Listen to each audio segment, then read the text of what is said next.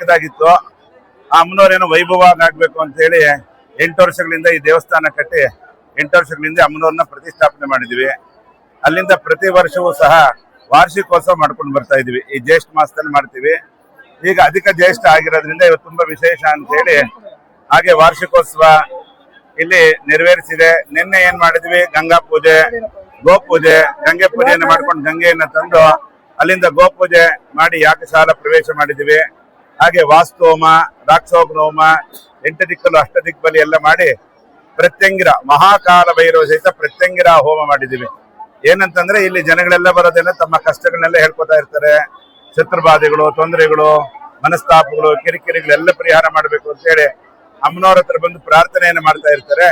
ಅದಕ್ಕೋಸ್ಕರವಾಗಿ ನಾವೇನ್ ಮಾಡಿದ್ವಿ, ಅಮ್ಮನವ್ರನ್ನ ಪ್ರತ್ಯಂಗಿರವಾಗಿ ಪೂಜೆ ಮಾಡಿ ಪ್ರತ್ಯಂಗಿರ ಹೋಮವನ್ನು ಮಾಡಿದ್ವಿ. ಪ್ರತ್ಯಂಗಿರ ಅಂದ್ರೆ ಪ್ರತಿ ಮಂತ್ರ ಭಕ್ಷಿಣಿ. ಯಾರು ನಮ್ಗೆ ಏನ್ ತೊಂದರೆ ಕೊಡ್ತಿರ್ತಾರೆ, ಏನು ನಮ್ಗೆ ಹಿಂಸೆ ಆಗ್ತಾ ಇರುತ್ತೆ, ಅದನ್ನೆಲ್ಲ ಪರಿಹಾರ ಮಾಡೋದಕ್ಕೋಸ್ಕರವಾಗಿ ಅವಳನ್ನ ಪ್ರಾರ್ಥನೆಯನ್ನು ಮಾಡ್ತೀವಿ.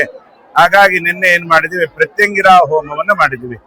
ಪ್ರತ್ಯಂಗಿರ ಹೋಮವನ್ನು ಮಾಡಿ ಇವತ್ತು ಬೆಳಗ್ಗೆ ಗಣಪತಿ, ನವಗ್ರಹ, ಮೃತ್ಯುಂಜಯ ಪುರಸ್ಸರವಾಗಿ ಚಂಡಿಕಾ ಹೋಮವನ್ನು ಮಾಡಿದ್ವಿ.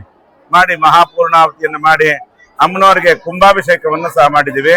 ಕುಂಭಾಭಿಷೇಕ ಮಾಡಿ ಮಹಾನೀರಾಜನ ಮಾಡಿ ಈಗ ಜನಗಳಿಗೆಲ್ರಿಗೂ ದರ್ಶನಕ್ಕೆ ಬಿಟ್ಟಿದ್ದೀವಿ. ಹಾಗೆ ದರ್ಶನ ಆದ ನಂತರ ಇಲ್ಲೆಲ್ಲರಿಗೂ ಊಟಕ್ಕೂ ಅರೇಂಜ್ಮೆಂಟ್ ಮಾಡಿದ್ದೀವಿ. ಇಲ್ಲೆಲ್ಲ ಭಕ್ತಾದಿಗಳ ಅನುಕೂಲವಾಗ್ಲಿ ಅಂತ ಹೇಳಿ, ಹಾಗೆ ಈ ಮಳೆ ಬೆಳೆ ಎಲ್ಲವೂ ಸಹ ಲೋಕ ಕಲ್ಯಾಣಕ್ಕಾಗಿ ಅನುಕೂಲವಾಗ್ಲಿ ಅಂತ ಹೇಳಿ ಸಂಕಲ್ಪವನ್ನು ಮಾಡಿ ನಾವು ಚಂಡಿಕಾ ಹೋಮವನ್ನು ಸಹ ಮಾಡಿದ್ದೀವಿ. ಕೃಷ್ಣಮೂರ್ತಿ ಬಾಬು ಅಂತ ಕರೀತಾರೆ, ಬೆಂಗಳೂರು ಹೊಸಕೆರೆಹಳ್ಳಿಯಿಂದ ಬಂದಿದ್ದೀವಿ. ದೇವಿ ಟ್ರಸ್ಟ್ ಧರ್ಮದರ್ಶಿಗಳಾದ ಧನಂಜಯವರ ನಾವು ಹೇಳುವುದಂದ್ರೆ, ಪ್ರತಿ ವರ್ಷದ ಸಹ ಈ ವರ್ಷ 8ನೇ ವರ್ಷದ ವಾರ್ಷಿಕೋತ್ಸವವನ್ನು ಪ್ರಾರಂಭ ಹಮ್ಮಿಕೊಂಡಿದ್ದೇವೆ. ಪ್ರತಿ ವರ್ಷನೂ ಸಹ ಇದೇ ತರ ಮಾಡ್ತಾನೆ ಇದ್ದೀವಿ. ಅತಿ ಹೆಚ್ಚು ಜನಸಂಖ್ಯೆ ಬರ್ತಾನೆ ಇದ್ದಾರೆ. ಮೊದಲು ಒಂದು 600 ವರ್ಷದ ಇತಿಹಾಸವುಳ್ಳ ದೇವರು ಇದು. ನಮ್ಮ ದೇವಸ್ಥಾನ ನಮ್ಮ ಹಿರಿಯರು ಮಾಡಿರುವಂತದ್ದು. ಪುಟ್ಟ ಗುಡಿ ನಿರ್ಮಿಸಿದ್ರು ಇಲ್ಲಿ. ಆ ಪುಟ್ಟ ಗುಡಿಯನ್ನ ನಮ್ಮ ಭಕ್ತಾದಿಗಳು ಏನ್ ಮಾಡಿದ್ರು, ಇಲ್ಲಿ ಸಹ ಬಂದು ಅವರೇ ಪೂಜೆ ಮಾಡಿ ಹೋಗ್ತಾ ಇದ್ರು. ಪುಟ್ಟ ಗುಡಿಯಲ್ಲಿ ಅಮ್ಮನವರು ಪ್ರೇರಣೆಯಂತೆ ನನಗೆ ಭಕ್ತಾದಿಗಳು ಬಂದು ಹೋಗೋದಕ್ಕೆ ಜನ ಸಾಕಾಗ್ತಾ ಇಲ್ಲ, ಜಾಸ್ತಿ ಜಾಗ ಸಾಕಾಗ್ತಾ ಇಲ್ಲ, ನನಗೆ ಬೃಹತ್ಕಾರ ಇದು ಮಾಡ್ಬೇಕು ಅಂತ ಹೇಳಿ ಅಮ್ಮನವ್ರ ಪ್ರೇರಣೆ ಆದ್ರಿಂದ ನಾವು ಅಮ್ಮನವರನ್ನ ತಗೊಂಡು 8ನೇ ವರ್ಷದಲ್ಲಿ 8 ವರ್ಷದ ಹಿಂದ್ಗಡೆ ನಾವು ಪ್ರತಿಷ್ಠಾಪನೆ ಮಾಡಿದ್ವಿ. ಪ್ರತಿ ವರ್ಷನೂ ಸಹ ನಾವು ಇದೇ ತರ ಮಾಡಿಕೊಂಡು ಬರ್ತಾನೆ ಇದ್ದೀರಿ. ಭೀಮನ ಅಮಾವಾಸ್ಯೆ ಅಂತ ವರ್ಷಕ್ಕೊಂದ್ಸಾರಿ ಅಮ್ಮನ ಪ್ರೇರಣೆಯಾಗಿದೆ. ಪ್ರತಿ ಭೀಮನ ಅಮಾವಾಸ್ಯೆನ ವರ್ಷಕ್ಕೊಂದ್ಸಾರಿ ಭಕ್ತಾದಿಗಳು ಮೊದಲೇ ಬಂದು ಅಮ್ಮನವರ ಪೂಜೆ ಮಾಡ್ತಾ ಇದ್ರು. ಅದರಿಂದ ಈ ಸಾರಿ ನಾವು ಯಾರನ್ನೂ ಇದು ಮಾಡ್ತಾ ಇಲ್ಲ. ನಾವು ಅರ್ಚಕರನ್ನ ಒಬ್ಬರು ಮಾಡ್ಕೊಂಡು ಇದು ಮಾಡ್ತಾ ಇದ್ದೀರಿ. ಪ್ರತಿ ವರ್ಷ ಭೀಮನ ಅಮಾವಾಸ್ಯೆ ದಿನ ಭಕ್ತಾದಿಗಳೇ ಬಂದು ಅಮ್ಮನವರ ಪಾದ ಸ್ಪರ್ಶ ಮಾಡಿಕೊಂಡು ಹೋಗೋಕೆ ಅಮ್ಮನವರ ಇದಾಗಿದೆ, ಪ್ರೇರಣೆ ಆಗಿರೋದ್ರಿಂದ ನಾವು ಪ್ರತಿ ವರ್ಷನೂ ಸಹ ಭೀಮನ ಅಮಾವಾಸ್ಯೆ ದಿನ ಭಕ್ತಾದಿಗಳಿಗೆ ಅನುಕೂಲವಾಗಲಿ ಅಂತ ಗರ್ಭಗುಡಿಗೆ ಪ್ರವೇಶ ಮಾಡ್ತಾ ಇದ್ವಿ. ಅಮಾವಾಸ್ಯೆ ದಿನ ಸಹ ನಾವು ಪ್ರಕಾರೋತ್ಸವ ಅಂತ ಮಾಡಿ ಇಲ್ಲಿ ಅನ್ನದಾನವನ್ನು ಮಾಡ್ತಾ ಇದ್ದೇವೆ. ಪ್ರತಿ ಅಮಾವಾಸ್ಯೆನೂ ಮಾಡ್ತಾನೆ ಇರ್ತೀವಿ. 10,000 ಜನ ಬಂದಿರಬಹುದಂತ ಗೆಸ್ ಇದೆ. ಕೌಂಟಿಂಗ್ ಗೊತ್ತಿಲ್ಲ. ಅನ್ನದಾನ ಅಮಾವಾಸ್ಯೆಗೆ ಇದು ನಮಗೆ ಕುಂಭಾಭಿಷೇಕ ಮಾಡಿದಿನ ತೆಂಗಿನಕಾಯಿಗಳು ಸಮರ್ಪಣೆ ಮಾಡ್ತಾ ಇದೀವಿ. ಇದು ಪೂರ್ಣ ಇದ್ರಿಗೆ ಆಗೋಕೆ ತೆಂಗಿನಕಾಯಿಗಳು ಕೊಟ್ಟು ಇದು ಮಾಡ್ತಾ ಇದ್ದೀರಿ. ಆ ಸಕಲ ಏನೇ ಕಷ್ಟ ಕಾರ್ಪಣ್ಯಗಳು ಬಂದರೂ ಹಾಗಾದಲ್ಲಿ ಸಂಕಲ್ಪ ಮಾಡಿ ನಮ್ಮ ಗುರುಗಳು ಸಂಕಲ್ಪ ಮಾಡಿರ್ತಾರೆ. ಆ ಕಾಯಿನ ಕೊಟ್ಟು ನಾವು ಇದರಲ್ಲಿ ಹೋಮದಲ್ಲಿ ಹಾಕ್ಸ್ತಾ ಇದ್ದೀವಿ.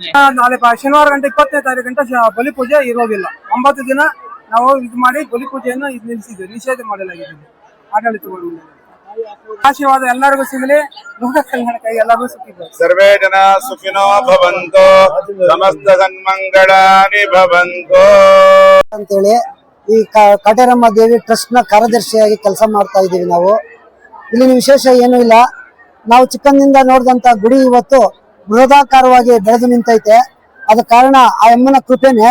ಹಿಂದೆ ಚಿಕ್ಕ ಗುಡಿ ಇದ್ದಾಗ ಅವರೇ ಬಂದು ಪೂಜೆ ಮಾಡೋರು, ಅವರೇ ಪೂಜೆ ಸಲ್ಲಿಸೋರು, ಅವರೇ ಆರಕೆ ತೀರಿಸ್ಕೊಂಡು ಹೋಗೋರು. ಅದೇ ಪದ್ಧತಿ ಈಗಲೂ ಕಂಪಲ್ಸರಿ ನಡೀತಾ ಇದೆ. ದೊಡ್ಡ ದೇವಸ್ಥಾನ ಆದ್ಮೇಲೆ ಈ ಜನನೆಲ್ಲ ಗರ್ಭಗುಡಿಯಲ್ಲಿ ಪ್ರವೇಶ ಮಾಡಕ್ ಅವಕಾಶ ಇಲ್ಲ ಅಂತೇಳಿ ನಾವೇನ್ ಮಾಡಿದ್ವಿ, ಅರ್ಚಕರನ್ನಿಟ್ಟು ಪೂಜೆ ಸಲ್ಲಿಸಕ್ ಹೊರಟಿದ್ವಿ. ಅದು ನಮ್ಮ ಅಧ್ಯಕ್ಷರು ಹೇಳಿದ ಪ್ರಕಾರ ಭೀಮನ ಅಮಾವಾಸ್ಯೆ ಒಂದು ದಿನ ಎಲ್ಲಾ ಭಕ್ತಾದಿಗಳಿಗೂ ಒಳಗೆ ಪ್ರವೇಶ ಸಿಗ್ತಾ ಇದೆ. ಈ ಹುಣ್ಣಿಮೆ ಮತ್ತು ಅಮಾವಾಸ್ಯೆ ದಿನ ವಿಶೇಷ ಪೂಜೆ ಇರ್ತದೆ, ಅನ್ನಸಂತರ್ಪಣೆ ಇರ್ತದೆ. ಎಲ್ಲಾ ಕೋರಿಕೆಗಳು ಆ ಅಮ್ಮನ ಈಡೇರಿಸ್ಕೊಂಡು ಬರ್ತಾ ಇದ್ದಾಳೆ. ಪ್ರತಿಯೊಬ್ರು ಇಲ್ಲಿಗೆ ಬಂದು ಅವ್ರ ಅರ್ಕೆ ತೀರಿಸಿ ಅವರ ಕೋರಿಕೆಯನ್ನು ಈಡೇರಿಸ್ಕೊಂಡು ಹೋಗ್ತಾ ಇದ್ದಾರೆ. ಪ್ರತಿ ವರ್ಷ ಈಗ ನಾವು ಅನ್ನಸಂತರ್ಪಣೆ ಇಟ್ಟಿದೀವಿ. ಈ ವರ್ಷ ಒಂದು 10,000 ಜನಕ್ಕೆ ಊಟದ ಒಂದು ವ್ಯವಸ್ಥೆ ಅಂತ ಮಾಡಿದೀವಿ. ಬೆಳಗ್ಗೆ 8:30 ಊಟ ನಡ್ಕೊಂಡು ಬರ್ತಾನೆ ಇದೆ. ಹಂಗಾಗಿ ಅಲಂಕಾರ ಆಗ್ಬೋದು, ಪೂಜೆ ಆಗ್ಬೋದು, ಇಲ್ಲಿ ನಾವು ಹೋಮ ಹವನಗಳಾಗ್ಬೋದು, ಎಲ್ಲವೂ ವಿಶೇಷವಾಗಿ ಇದೆ, ಹೆಚ್ಚುವರಿಯಾಗಿ ನಡ್ಕೊಂಡು ಬರ್ತಾ ಇದೆ. ಹಂಗಾಗಿ ಇಲ್ಲಿ ಬಂದಿರೋಂಥ ಭಕ್ತಾದಿಗಳಿಗೆ ಎಲ್ಲರಿಗೂ ಆಯಮ್ಮನು ಆರೋಗ್ಯ ಎಲ್ಲ ಸಕಲ ಸಂಪತ್ತು ಕೊಟ್ಟು ಕಾಪಾಡಲಿ. ಹಂಗೆ ನಿಮ್ಮ ಮಾಧ್ಯಮ ವರ್ಗದವರು ಇದನ್ನ